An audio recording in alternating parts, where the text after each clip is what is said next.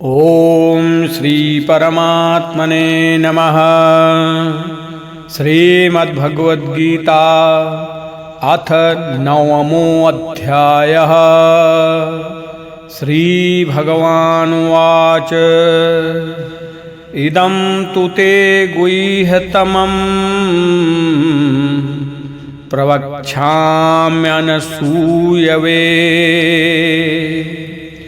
ज्ञानं विज्ञानसहितं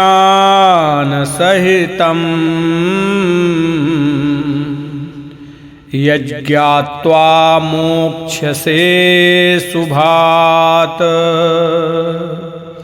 श्री भगवान बोले, ये अत्यंत गोपनीय विज्ञान सहित ज्ञान दोष दृष्टि रहित तेरे लिए तो मैं फिर अच्छी तरह से कहूँगा, जिसको जानकर तू अशुभ से अर्थात जन्म मरण रूप संसार से मुक्त हो जाएगा।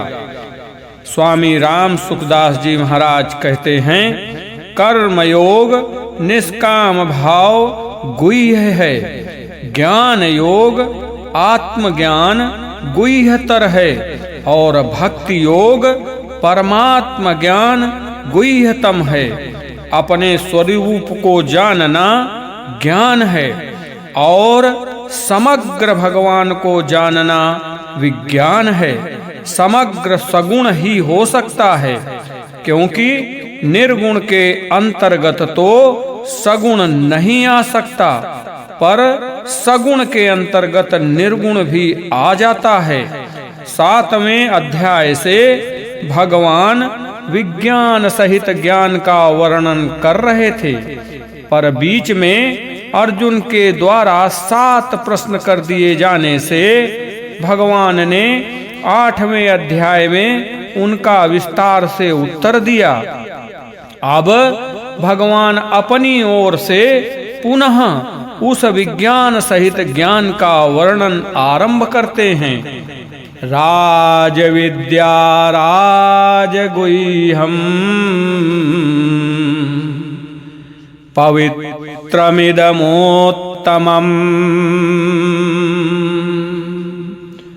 प्रत्यक्षावगमं धर्म्यम् सुसुखं कर्तुमाव्ययम्। यह विज्ञान सहित ज्ञान अर्थात समग्र रूप संपूर्ण विद्याओं का राजा और संपूर्ण गोपनीयों का राजा है। यह अति पवित्र तथा अति श्रेष्ठ है और इसका फल भी प्रत्यक्ष है।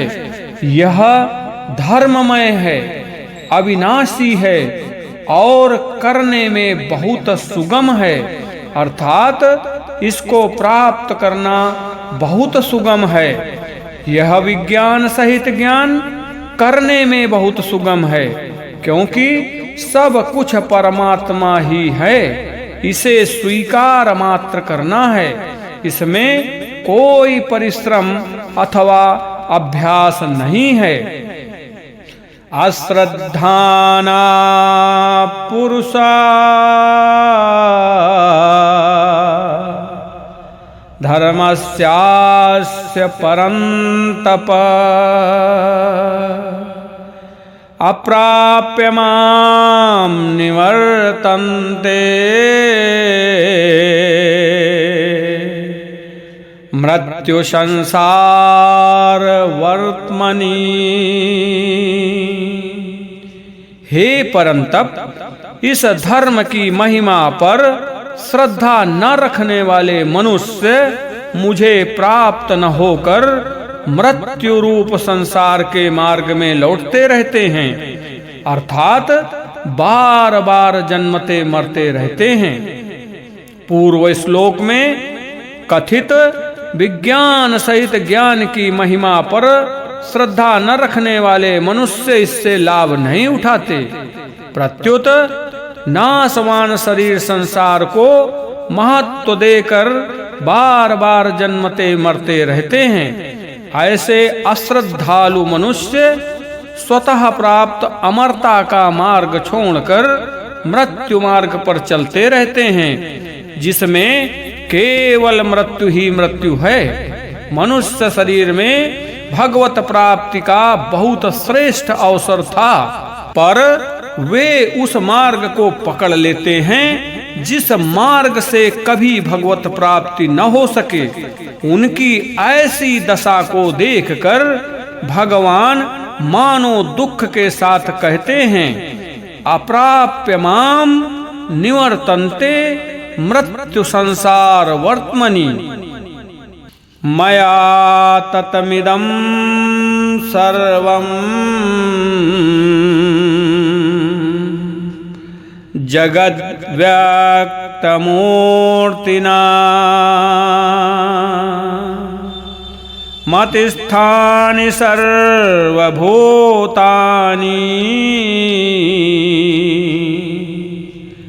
न चाहं ते स्वस्थिताः न च मत्स्थानि भूतानि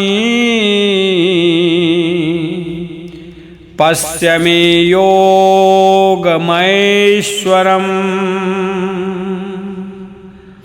भूतभृन्न च भूतस्थो ममात्मा भूतभावना।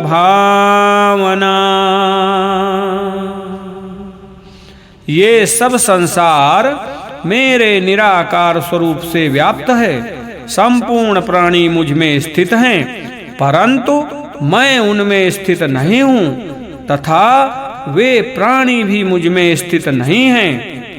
मेरे इस ईश्वर संबंधी योग सामर्थ्य को देख संपूर्ण प्राणियों को उत्पन्न करने वाला और प्राणियों का धारण भरण पोषण करने वाला मेरा स्वरूप उन प्राणियों में स्थित नहीं है। बर्फ में जल की तरह संसार में सत्ता है। रूप से एक सम शांत सद्घन चिद्घन और आनंद घन परमात्म तत्व परिपूर्ण है। उस अविभक्त सत्ता में मैं, तू, यह तथा वह ये चार विभाग नहीं हैं।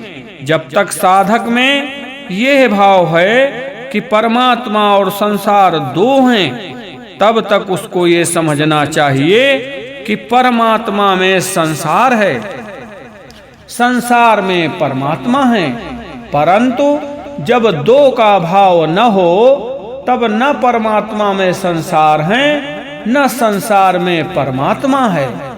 संसार को स्वतंत्र सत्ता जीव ने ही दी है। जब तक अहंता ममता और कामना है, तब तक साधक की दृष्टि में परमात्मा में संसार है और संसार में परमात्मा है। परंतु अहंता ममता और कामना मिटने पर सिद्ध की दृष्टि में न परमात्मा में संसार है न संसार में परमात्मा है, अर्थात परमात्मा ही परमात्मा है।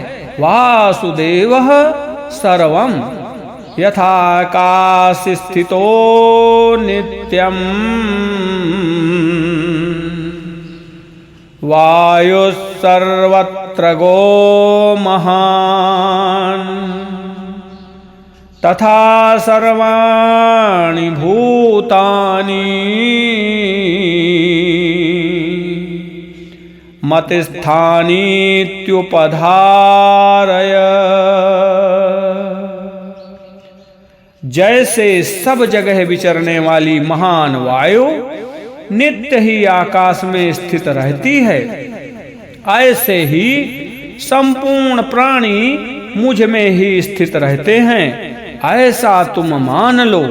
जैसे वायु आकाश से ही उत्पन्न होती है, आकाश में ही स्थित रहती है तथा आकाश में ही लीन हो जाती है, अर्थात आकाश को छोड़कर वायु की स्वतंत्र सत्ता है ही नहीं।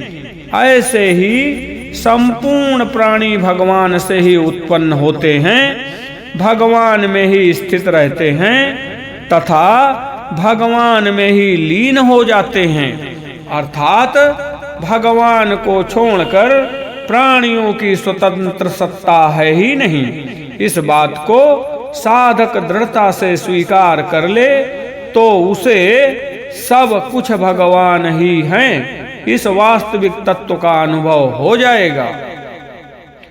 सर्वभूतानि कौन्तेय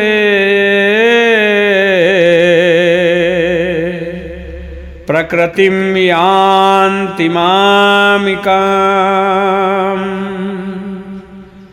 कल्पक्षये पुनस्तानि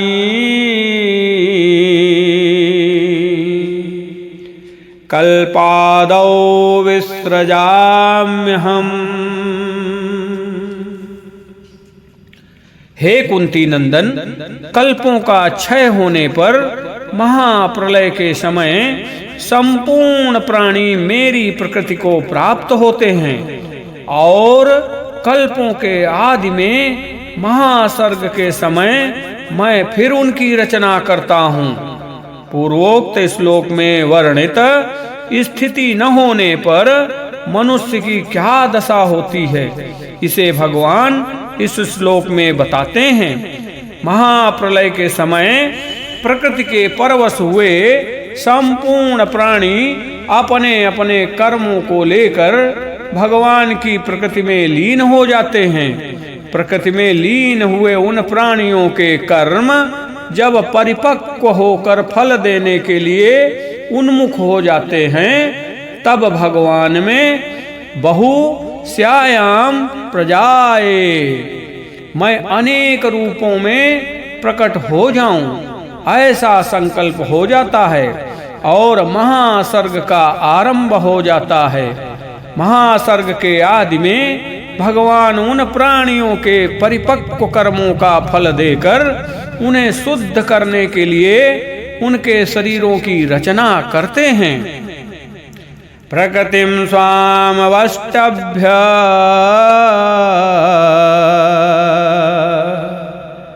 विसृजामि पुनः पुनः भूतग्रामम् इमं कृत्स्नम् अवसं प्रकृतिर्वशात्।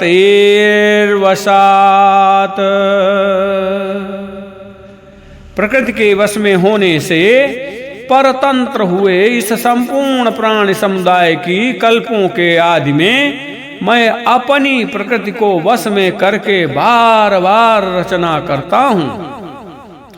प्रकृति परमात्मा की एक अनिर्वचनीय अलौकिक विलक्षण शक्ति है।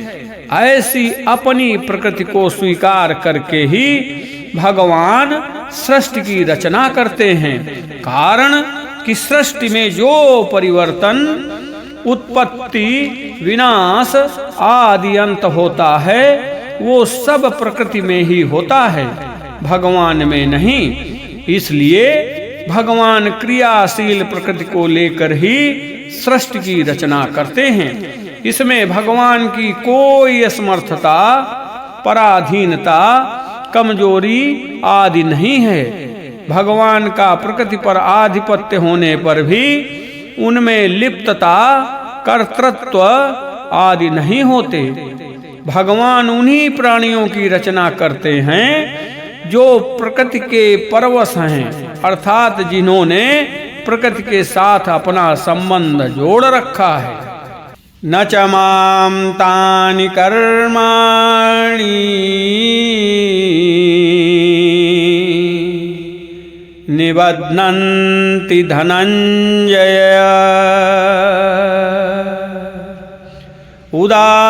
उदासीन वदासीनम् असक्तं तेषु कर्मसु। हे धनंजय, उन सृष्टि रचना आदि कर्मों में अनासक्त और उदासीन की तरह रहते हुए मुझे वे कर्म नहीं बांधते। कर्मासक्ति, फलासक्ति और कर्तृत्वाभिमान के कारण मनुष्य कर्मों से बंध जाता है, परंतु भगवान में न तो कर्मासक्ति है, न फलासक्ति है और न कर्तृत्वाभिमान ही है। इसलिए वे सृष्टि रचना आदि कर्मों से नहीं बंधते। मयाध्यक्षेण प्रकृति सूयते सचराचरम् हेतुनानेन कौन्तेय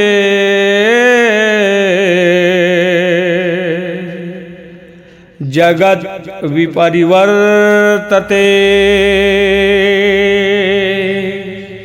प्रकृति मेरी अध्यक्षता में चराचर सहित संपूर्ण जगत की रचना करती है। हे कुंती नंदन, इसी हेतु से जगत का विविध प्रकार से परिवर्तन होता है। भगवान से सत्ता स्फूर्ति पाकर ही प्रकृति चराचर सहित संपूर्ण प्राणियों की रचना करती है। तात्पर्य है कि सब क्रियाएं प्रकृति में ही होती हैं, भगवान में नहीं।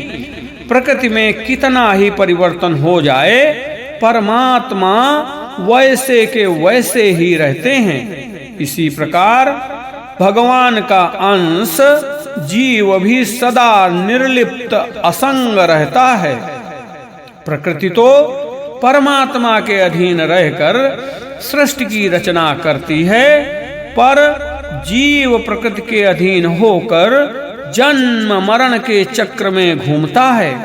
तात्पर्य है कि परमात्मा तो स्वतंत्र है, पर उनका अंश जीवात्मा सुख की इच्छा से परतंत्र हो जाता है। अवजानन्ति मां मूढ़ा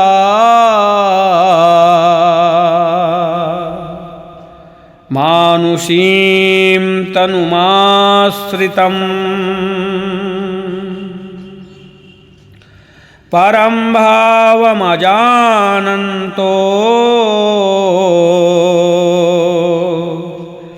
मम भूतमहेश्वरम्।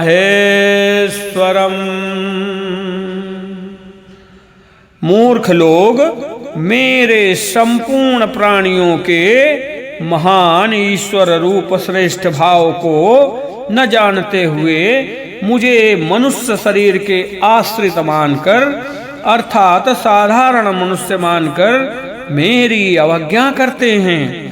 भगवान से बड़ा कोई ईश्वर नहीं है, वे सर्वोपरि हैं, परंतु अज्ञानी मनुष्य उन्हें स्वरूप से नहीं जानते। वे अलौकिक भगवान को भी अपनी तरह लौकिक मानकर उनकी अवहेलना करते हैं और नाशवान शरीर संसार की ही सत्ता मानकर भोग तथा संग्रह में लगे रहते हैं। मोघासा मोघ कर्माणो मोघ ज्ञाना विचेतसः राक्षसीम् आसुरीं चैव प्रकृतिं मोहिनीं श्रिताः। जो आसुरी, राक्षसी और मोहिनी प्रकृति का ही आश्रय लेते हैं, ऐसे अविवेकी मनुष्यों की सब आशाएं व्यर्थ होती हैं, सब शुभ कर्म व्यर्थ होते हैं और सब ज्ञान व्यर्थ होते हैं। अर्थात उनकी आशाएं, कर्म और ज्ञान सतफल देने वाले नहीं होते। जो मनुष्य अपना स्वार्थ सिद्ध करने में लगे रहते हैं, दूसरों के दुख की परवाह नहीं करते, वे आसुरी स्वभाव वाले होते हैं।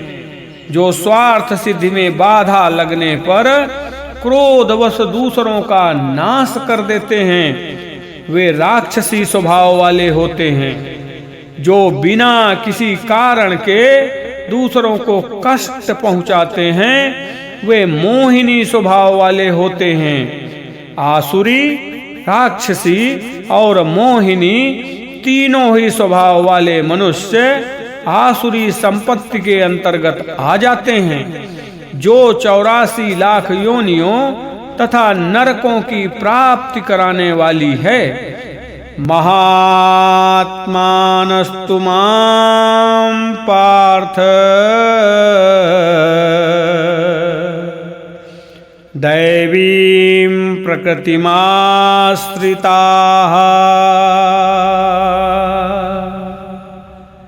भजन्ते अनन्यमनसो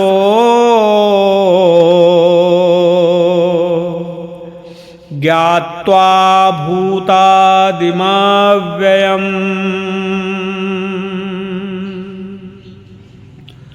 परंतु हे प्रथानंदन, दैवी प्रकृति के आश्रित अनन्य मन वाले महात्मा लोग मुझे संपूर्ण प्राणियों का आदि और अविनाशी समझकर मेरा भजन करते हैं। जो जिसके महत्व को जितना अधिक जानता है वो उतना ही उसमें लग जाता है। जिन्होंने भगवान को ही सर्वोपरि मान लिया है वे दैवी स्वभाव वाले महात्मा पुरुष भगवान में ही लग जाते हैं। भोग तथा संग्रह की तरफ उनकी वृत्ति कभी जाती ही नहीं। सततम कीर्तयन्तो माम् यतन्तश्च दृढव्रताः नमस्यन्तश्च मां भक्त्या नित्ययुक्ता उपासते।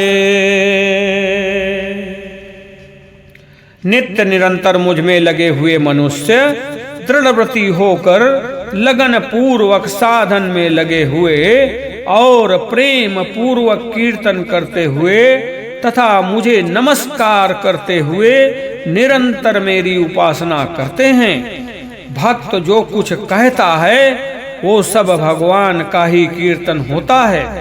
वह जो कुछ क्रिया करता है वो सब भगवान की ही सेवा होती है।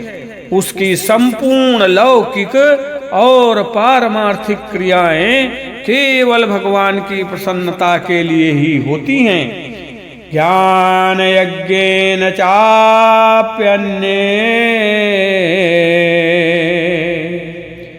यजन्तो माम् उपासते एकत्वेन पृथक्त्वेन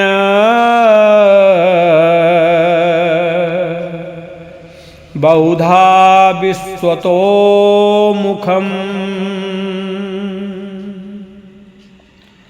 दूसरे साधक ज्ञान यज्ञ के द्वारा एक ही भाव से अभेद भाव से मेरा पूजन करते हुए मेरी उपासना करते हैं और दूसरे भी कई साधक अपने को पृथक मानकर चारों तरफ मुख वाले मेरे विराट रूप की अर्थात संसार को मेरा विराट रूप मानकर सेव्य सेवक भाव से मेरी अनेक प्रकार से उपासना करते हैं। साधकों की रुचि, योग्यता और श्रद्धा विश्वास अलग अलग होने के कारण उनके साधन भी अलग अलग होते हैं। अलग अलग साधनों से वे जिसकी भी उपासना करते हैं वो भगवान के समग्र रूप की ही उपासना होती है।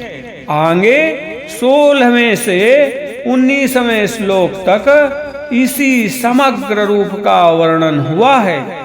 अहम क्रतुर्हम यज्ञा स्वधाहम हमौषधम मंत्रो हम हमेवाज्यम अहम अग्निर्हम हुतम पिताहमस्य जगतो माता धाता पितामहः वेदं पवित्रमोङ्कारम्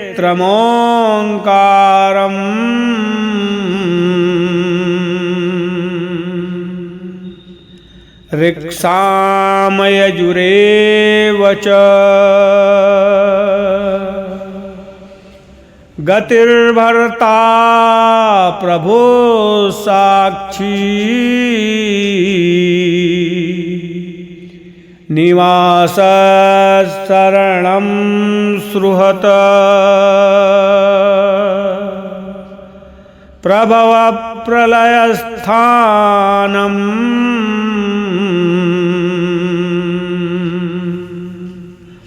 निधानं वेजमाव्ययम्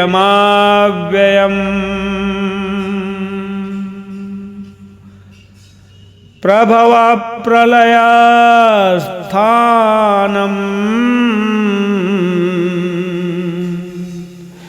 निधानं वेजमाव्ययम्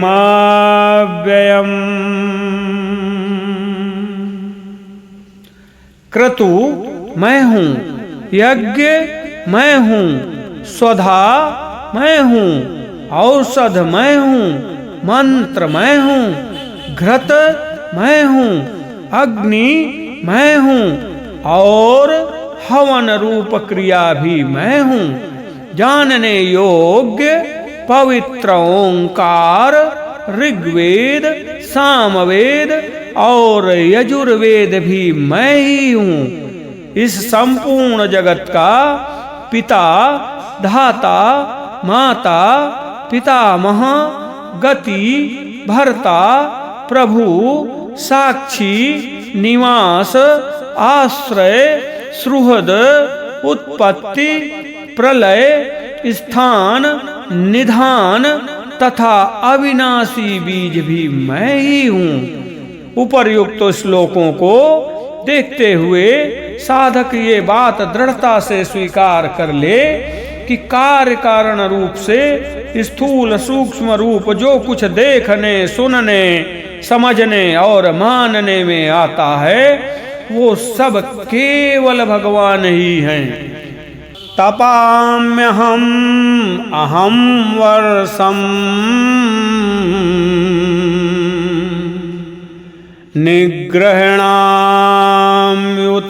निग्रहणाम्युत्सृजामि च अमृतं चैव मृत्युश्च सदसच्चाहमर्जुन।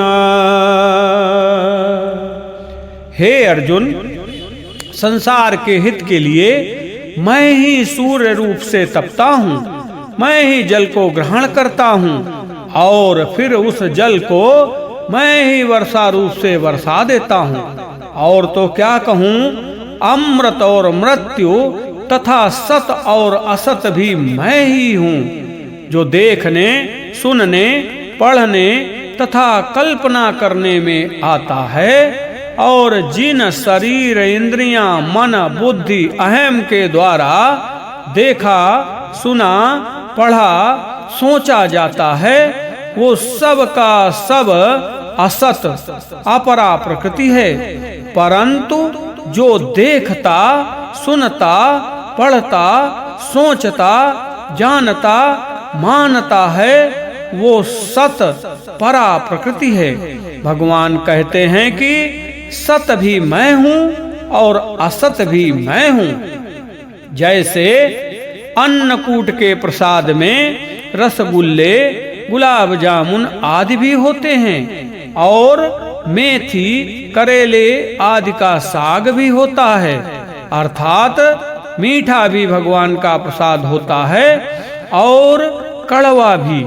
ऐसे ही अमृत भी भगवान है और मृत्यु भी। सूर्य रूप से जल को ग्रहण करना और फिर उसे बरसा देना ये दोनों विपरीत कार्य ग्रहण और त्याग भी भगवान ही करते हैं। सद सच्चा हम, सत और असत भी मैं ही हूँ, इसमें विवेक नहीं है, प्रत्युत विश्वास है। विश्वास विवेक से भी तेज होता है, कारण कि विवेक वही काम करता है जहाँ सत और असत दोनों का विचार होता है। जब असत है ही नहीं तो फिर विवेक क्या करे। विवेक में तो सत असत का विभाग है, पर विश्वास में विभाग है ही नहीं। विश्वास में केवल सत ही सत अर्थात भगवान ही भगवान हैं। ज्ञान मार्ग में सत असत का विवेक मुख्य होने से इसमें द्वैत है, पर भक्ति मार्ग में एक भगवान का ही विश्वास मुख्य होने से इसमें अद्वैत है। तात्पर्य है कि दो सत्ता न होने से वास्तविक अद्वैत भक्ति में ही है। ज्ञान मार्ग में साधक असत का निषेध करता है, निषेध करने से असत की सत्ता का भाव बहुत समय तक बना रह सकता है। साधक असत के निषेध पर जितना जोर लगाता है उतना ही असत की सत्ता का भाव दृढ़ होता है। अतः असत का निषेध करना उतना बढ़िया नहीं है जितना उसकी उपेक्षा करना बढ़िया है। उपेक्षा करने की अपेक्षा भी सब कुछ परमात्मा ही है, यह भाव और भी बढ़िया है। अतः भक्त ना सत को हटाता है ना सत की उपेक्षा करता है, प्रत्युत सत असत सब में भगवान को ही देखता है। अपने सहित इस संसार में जो कुछ दिखता है वो भगवान का स्वरूप है, और इसमें जो क्रिया दिख रही है वो भगवान की लीला है। भगवान और उनकी लीला के सिवाय कुछ नहीं है। कोई जन्म गया, कोई मर गया, किसी का विवाह हो गया, किसी की संतान हो गई, कोई बीमार हो गया, कोई निरोग हो गया, किसी का आदर हो गया, किसी का निरादर हो गया, किसी को नफा हो गया, किसी को घाटा लग गया, कोई धनवान हो गया, कोई निर्धन हो गया। ये सब की सब भगवान की लीला है। सर्ग प्रलय भी उनकी लीला है और महासर्ग प्रलय भी उनकी लीला है। वे कभी सत्ययुग की लीला करते हैं, कभी त्रेता युग की लीला करते हैं, कभी द्वापर युग की लीला करते हैं और कभी कलियुग की लीला करते हैं। इस प्रकार भगवान और उनकी लीला को देख देख कर साधक को सदा आनंदित रहना चाहिए। त्रैविद्या मां सोमपाः पूतपापा यज्ञैरिष्ट्वा स्वर्गगतिं प्रार्थयन्ते ते पुण्यमासाद्य सुरेन्द्रलोकमश्नन्ति दिव्यान् दिवि देवभोगान्। तीनों वेदों में कहे हुए सकाम अनुष्ठान को करने वाले और सोमरस को पीने वाले जो पाप रहित मनुष्य यज्ञों के द्वारा इंद्र रूप से मेरा पूजन करके स्वर्ग प्राप्ति की प्रार्थना करते हैं, वे पुण्यों के फलस्वरूप पवित्र इंद्रलोक को प्राप्त करके वहां स्वर्ग के देवताओं के दिव्य भोगों को भोगते हैं। यहाँ ऐसे मनुष्यों का वर्णन है जिनके भीतर संसार की सत्ता और महत्ता बैठी हुई है और जो भगवान की अविधि पूर्वक उपासना करते हैं। ऐसे मनुष्यों की उपासना का फल नासमान ही होता है। ते तं भुक्त्वा स्वर्गलोकं विशालम् क्षीणे पुण्ये मर्त्यलोकं विशन्ति एवं त्रैधर्मानुप्रपन्ना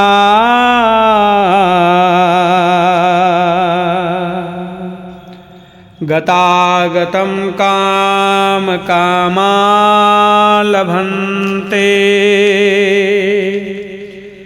वे उस विशाल स्वर्गलोक के भोगों को भोग कर पुण्य क्षीण होने पर मृत्युलोक में आ जाते हैं। इस प्रकार तीनों वेदों में कहे हुए सकाम धर्म का आश्रय लिए हुए भोगों की कामना करने वाले मनुष्य आवागमन को प्राप्त होते हैं। सकाम अनुष्ठान करने वाले मनुष्य के जब स्वर्ग के प्रतिबंधक पाप नष्ट हो जाते हैं तब वे स्वर्ग में चले जाते हैं। स्वर्ग का सुख भोगते भोगते जब उनके स्वर्ग के प्रापक पुण्य नष्ट हो जाते हैं तब वे पुनः मृत्युलोक में आ जाते हैं। इस प्रकार कामना के कारण मनुष्य आवागमन को प्राप्त होता रहता है, संसार चक्र में घूमता रहता है। अनन्याश्चिन्तयन्तो माम्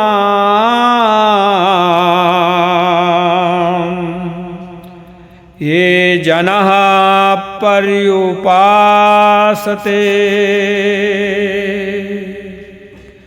तेषां नित्याभियुक्तानां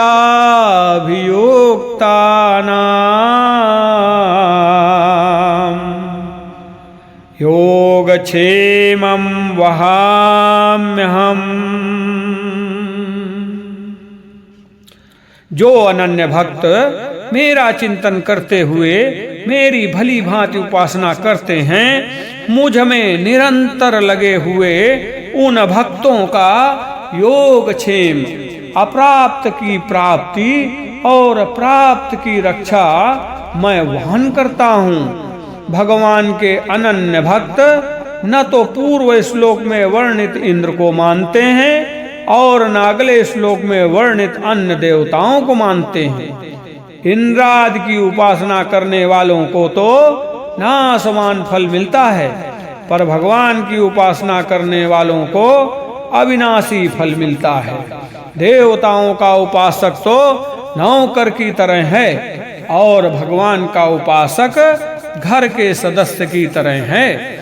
नौकर काम करता है तो उसे काम के अनुसार सीमित पैसे मिलते हैं, पर घर का सदस्य काम करे अथवा न करे सब कुछ उसी का होता है। बालक क्या काम करता है? भगवान भक्त को उसके लिए आवश्यक साधन सामग्री प्राप्त कराते हैं और प्राप्त सामग्री की रक्षा करते हैं। यही भगवान का योगक्षेम वहन करना है। यद्यपि भगवान सभी साधकों का योगक्षेम वहन करते हैं, तथापि अपने अनन्य भक्तों का योगक्षेम वे विशेष रूप से वहन करते हैं। जैसे प्यारे बच्चे का पालन माँ स्वयं करती है, नौकरों से नहीं करवाती। ये प्यन्य देवता भक्ता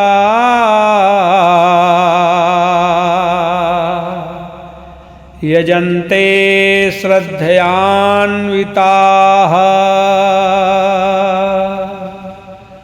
तेऽपि मामेव कौन्तेय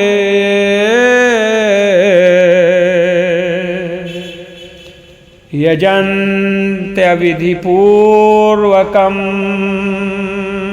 कुंती नंदन, जो भी भक्त मनुष्य श्रद्धा पूर्वक अन्य देवताओं का पूजन करते हैं, वे भी मेरा ही पूजन करते हैं, पर करते हैं अविधि पूर्वक, अर्थात देवताओं को मुझसे अलग मानते हैं।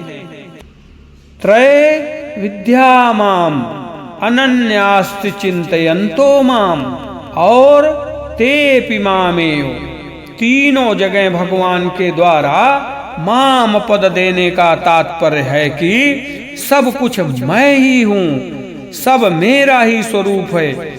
यदि साधक में कामना न हो और सब में भगवत बुद्धि हो तो वो किसी भी की भी उपासना करे, वो वास्तव में भगवान की ही उपासना होगी।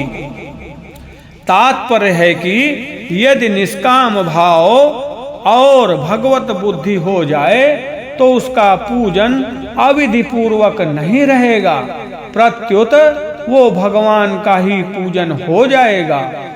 अहम हि सर्वयज्ञानां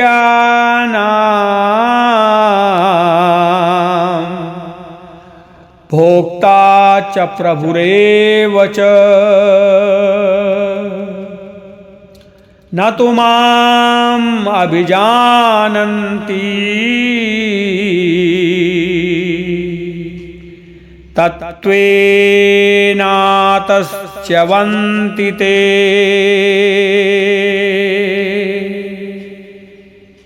तत्त्वेनातश्च्यवन्ति ते। क्योंकि संपूर्ण यज्ञों का भोक्ता और स्वामी भी मैं ही हूँ, परंतु वे मुझे तत्व से नहीं जानते, इसी से उनका पतन होता है। जब मनुष्य अपने को भोगों का भोक्ता और संग्रह का स्वामी मानकर उनका दास बन जाता है और भगवान से सर्वथा विमुख हो जाता है, तब उसे ये बात याद ही नहीं रहती कि सबके भोक्ता और स्वामी भगवान हैं। इस कारण उसका पतन हो जाता है। परंतु जब उसे चेत हो जाता है कि वास्तव में संपूर्ण भोगों और संग्रहों के स्वामी भगवान ही हैं, तब वह भगवान के शरणागत हो जाता है, फिर उसका पतन नहीं होता। यान्ति देवव्रता देवान् पितॄन्यान्ति पितव्रतः यान्ति देवव्रता देवान् पितॄन्यान्ति पितृव्रतः भूतानि यान्ति भूतेज्या यान्ति मद्याजिनोऽपि माम्। सकाम भाव से देवताओं का पूजन करने वाले शरीर छोड़ने पर देवताओं को प्राप्त होते हैं। पितरों का पूजन करने वाले पितरों को प्राप्त होते हैं। भूत प्रेतों का पूजन करने वाले भूत प्रेतों को प्राप्त होते हैं। परंतु मेरा पूजन करने वाले मुझे ही प्राप्त होते हैं। वास्तव में सब कुछ भगवान का ही रूप है, परंतु जो भगवान के सिवाय दूसरी कोई भी स्वतंत्र सत्ता मानता है, उसका उद्धार नहीं होता। वो ऊंचे से ऊंचे लोकों में भी चला जाए तो भी उसे लौट कर संसार में आना ही पड़ता है। पत्रं पुष्पं फलं तोयम् यो मे भक्त्या प्रयच्छति तदहं भक्त्युपहरतम्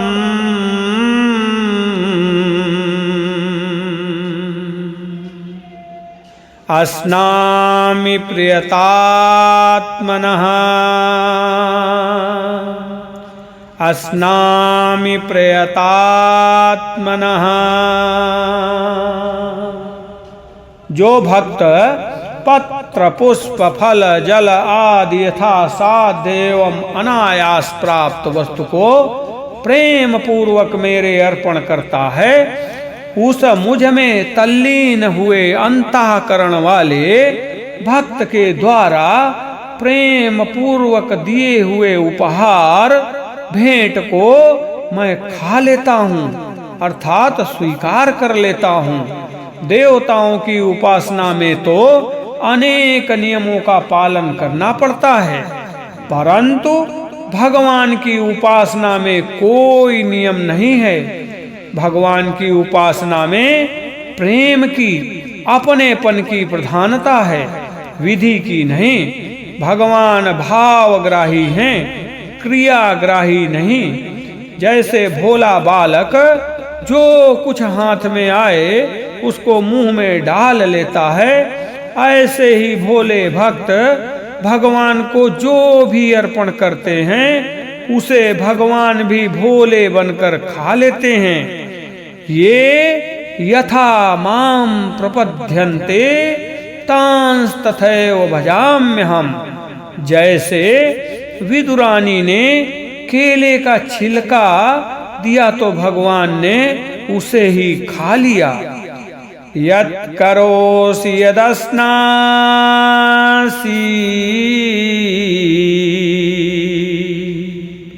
यज्जुहेसि ददासि यत्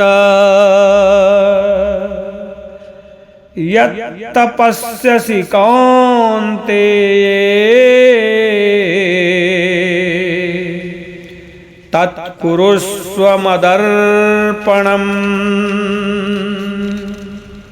हे कुंती पुत्र, तू जो कुछ करता है, जो कुछ भोजन करता है, जो कुछ यज्ञ करता है, जो कुछ दान देता है और जो कुछ तप करता है, वो सब मेरे अर्पण कर दे।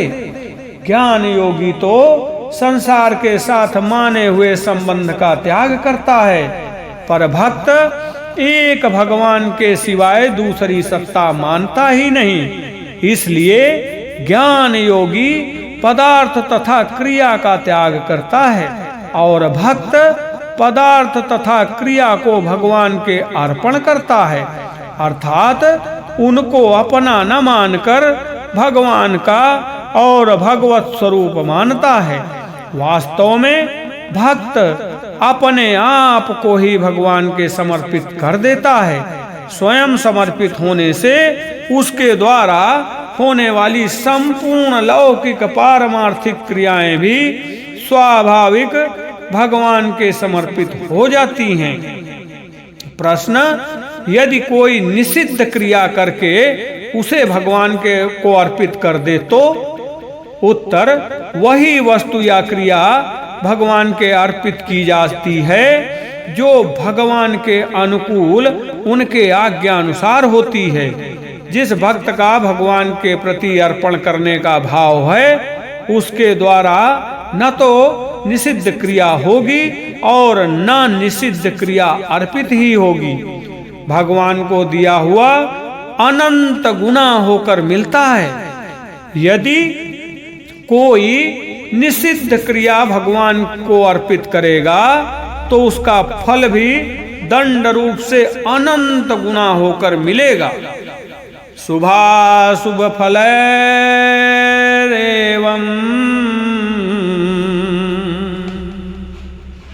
मोक्षसे कर्म बंधने संन्यास योग युक्तात्मा विमुक्तो माम् उपैस्यसि। इस प्रकार मेरे अर्पण करने से, कर्म बंधन से और शुभ विहित और अशुभ निषिद्ध संपूर्ण कर्मों के फलों से तू मुक्त हो जाएगा। ऐसे अपने सहित सब कुछ मेरे अर्पण करने वाला और सबसे सर्वथा मुक्त हुआ तू मुझे प्राप्त हो जाएगा। कर्म भी शुभ अशुभ होते हैं और फल भी दूसरों के हित के लिए करना शुभ कर्म है और अपने लिए करना अशुभ कर्म है। अनुकूल परिस्थिति शुभ फल है और प्रतिकूल परिस्थिति अशुभ फल है। भगवान का भक्त शुभ कर्मों को भगवान के अर्पण करता है, अशुभ कर्म करता नहीं और शुभ अशुभ फल से अर्थात अनुकूल प्रतिकूल परिस्थिति से सुखी दुखी नहीं होता। उसके अनंत जन्मों के संचित शुभाशुभ कर्म भस्म हो जाते हैं। जैसे घास के ढेर में जलता हुआ घास का टुकड़ा फेंकने से सब घास जल जाता है, भगवान के अर्पण करने से भगवान का संबंध गुण संग नहीं रहता, प्रत्युत केवल भगवान का संबंध रह जाता है, जो कि स्वतः पहले से ही है। समोहम सर्वभूतेषु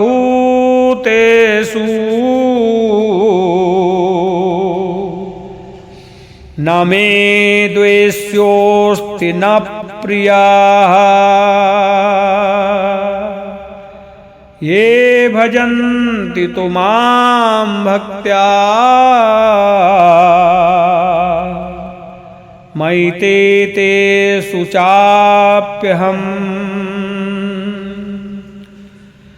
मैं संपूर्ण प्राणियों में समान हूँ। उन प्राणियों में न तो कोई मेरा द्वेषी है और न कोई प्रिय है, परंतु जो प्रेम पूर्वक मेरा भजन करते हैं वे मुझ में हैं और मैं भी उनमें हूँ। मनुष्य भगवान को अपनी वस्तुएं तथा क्रियाएं अर्पण करे अथवा न करे, भगवान में कुछ फर्क नहीं पड़ता। वे तो सदा समान ही रहते हैं। किसी वर्ण विशेष, आश्रम विशेष, जाति विशेष, कर्म विशेष, संप्रदाय विशेष, योग्यता विशेष आदि का भी भगवान पर कोई असर नहीं पड़ता। अतः प्रत्येक वर्ण, आश्रम, जाति, संप्रदाय आदि का मनुष्य उन्हें प्राप्त कर सकता है। भगवान केवल आंतरिक भाव को ही ग्रहण करते हैं। भगवान की दृष्टि में उनके सिवाय अन्य कुछ है ही नहीं। फिर वे किससे द्वेष करें और किस में राग करें? जीव ही राग द्वेष करके संसार में बंध जाता है और राग द्वेष का त्याग करके मुक्त हो जाता है। इसलिए बंधन और मुक्त जीव की ही होती है, भगवान की नहीं। विषमता जीव करता है, भगवान नहीं। जो प्रेम पूर्वक भगवान का भजन करते हैं वे भगवान में हैं और भगवान उनमें है, अर्थात भगवान उनमें विशेष रूप से प्रकट है। तात्पर्य है कि जैसे पृथ्वी में जल सब जगह रहता है पर कुएं में विशेष प्रकट आवरण रहित होता है, ऐसे ही भगवान संसार मात्र में परिपूर्ण होते हुए भी भक्तों में विशेष प्रकट होते हैं। भक्त भगवान से प्रेम करते हैं और भगवान भक्त से प्रेम करते हैं। इसलिए भक्त भगवान में हैं और भगवान भक्तों में हैं। चेत सुदुराचारो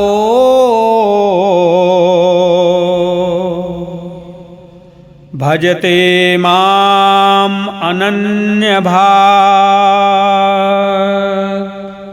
साधुरेव समन्तव्य सम्यक् व्यवस्थितो हि सः सम्यक् व्यवस्थितो हि सः। अगर कोई दुराचारी से दुराचारी भी अनन्य भक्त होकर मेरा भजन करता है तो उसको साधु ही मानना चाहिए, कारण कि उसने निश्चय बहुत अच्छी तरह कर लिया है। ज्ञान योग और कर्म योग में बुद्धि की प्रधानता रहती है, इसलिए उनमें पहले बुद्धि में समता आती है। ऐसा ते विहिता सांख्ये बुद्धिर्योगे त्विमां शृणु। बुद्धि स्थिर होने से मनुष्य स्थित प्रज्ञ कहलाता है। ज्ञान योग और कर्म योग में बुद्धि व्यवस्थित एक निश्चय वाली होती है। बुद्ध्या विशुद्धया युक्तः व्यवसायात्मिका बुद्धिरेकेह। व्यवसायात्मिका बुद्धि ही, बुद्धि व्यवसित होने से अहम का सर्वथा नाश नहीं होता, क्योंकि अहम बुद्धि से परे है। भूमिरापो नलो वायु खम मनो बुद्धिरेव च अहंकार इतियम। अतः मुक्त होने पर भी अहम की सूक्ष्म गंध रह जाती है, जो बंधन कारक तो नहीं होती, पर दार्शनिक मतभेद पैदा करने वाली होती है। परंतु भक्ति योग में स्वयं भगवान के अंश की प्रधानता रहती है, इसलिए भक्त स्वयं व्यवस्थित होता है। सम्यक व्यवस्थितो ही सह। स्वयं व्यवस्थित होने से अहम सर्वथा नहीं रहता, क्योंकि स्वयं अहम से परे है। मन बुद्धि में बैठी हुई बात की विस्मृति हो सकती है, पर स्वयं में बैठी हुई बात की विस्मृति कभी नहीं हो सकती। वास्तव में जो बात होती है वो अखंड रहती है। इसलिए मैं भगवान का ही हूँ और भगवान ही मेरे अपने हैं, ये स्वीकृति स्वयं में होती है, मन बुद्धि में नहीं। कारण ये है कि मूल में भगवान का ही अंश होने से स्वयं भगवान से अभिन्न है। भगवान के सिवाय दूसरे के साथ अपना संबंध मानना ही भूल है, मोह है, बंधन है। जब तक मनुष्य को अपने में कुछ बल, योग्यता, विशेषता दिखती है, तब तक वो अनन्य भाग नहीं होता। अनन्य भाग तभी होता है जब एक भगवान के सिवाय अन्य किसी का आश्रय नहीं रहता। क्षिप्रम भवति धर्मात्मा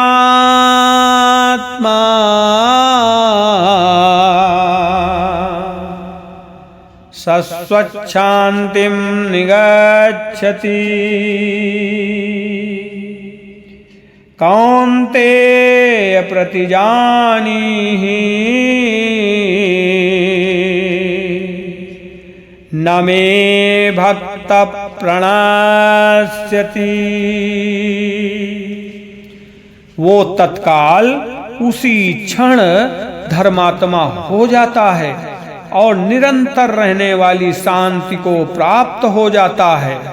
हे कुंती नंदन, मेरे भक्त का पतन नहीं होता, ऐसी तुम प्रतिज्ञा करो। जब मनुष्य सांसारिक दुखों से घबरा जाता है और उन्हें मिटाने में अपनी निर्बलता का अनुभव करता है, पर साथ ही साथ उसमें ये विश्वास रहता है कि सर्वसमर्थ भगवान की कृपा से मेरी ये निर्बलता दूर हो सकती है और मैं सांसारिक दुखों से छूट सकता हूँ, तब वो तत्काल भक्त हो जाता है। भक्त का पतन नहीं होता, क्योंकि उसमें अपने बल का आश्रय नहीं होता, प्रत्युत भगवान के ही बल का आश्रय होता है। वो साधन निष्ठ न होकर भगवान निष्ठ होता है। इसलिए एक बार भक्त होने के बाद फिर उसका पतन नहीं होता, अर्थात वह पुनः दुराचारी नहीं बनता। भगवान अर्जुन को प्रतिज्ञा करने के लिए कहते हैं, क्योंकि भक्त की प्रतिज्ञा भगवान भी टाल नहीं सकते। भक्ति भगवान की कमजोरी है। मामि पार्थ व्यपाश्रित्य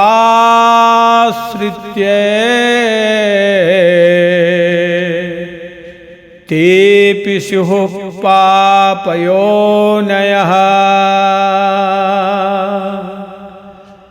स्त्रियो वैश्यास्तथा शूद्राः तेऽपि यान्ति परां गतिम्। हे प्रथानंदन, जो भी पाप योनि वाले हों तथा जो भी स्त्रियां वैश्य और शूद्र हों, वे भी सर्वथा मेरे शरण होकर निसंदेह परम गति को प्राप्त हो जाते हैं। पूर्व जन्म के पापी की अपेक्षा भी वर्तमान जन्म का पापी विशेष दोषी होता है। इसलिए पहले वर्तमान जन्म के पापी सुदुराचारी की बात कहकर अब इस श्लोक में पापयोनयः पद से पूर्व जन्म के पापी की बात कहते हैं। जिसमें दूसरे का आश्रय नहीं हो, ऐसे अनन्य आश्रय को यहाँ व्यपाश्रय अर्थात विशेष आश्रय कहा गया है। किम पुनर्ब्राह्मणा पुण्या भक्ता राजर्षयस्तथा अनित्यम असुखम लोकम इमं प्राप्य भजस्व माम्। जो पवित्र आचरण करने वाले ब्राह्मण और ऋषि स्वरूप क्षत्रिय भगवान के भक्त हों, वे परम गति को प्राप्त हो जाएं, इसमें तो कहना ही क्या है। इसलिए इस अनित्य और सुख रहित शरीर को प्राप्त करके तू मेरा भजन कर। 30वें से 33वें श्लोक तक भगवान ने भक्ति के तथा भगवत प्राप्ति के 7 अधिकारियों के नाम लिए हैं। दुराचारी, पाप योनि, स्त्रियां, वैश्य, शूद्र, ब्राह्मण और क्षत्रिय, इन 7 से बाहर कोई भी प्राणी नहीं है। तात्पर्य है कि मनुष्य का कैसा ही जन्म हो, कैसी ही जाति हो और पूर्व जन्म के तथा इस जन्म के कितने ही पाप हों, पर वे सब के सब भगवान और उनकी भक्ति के अधिकारी हैं।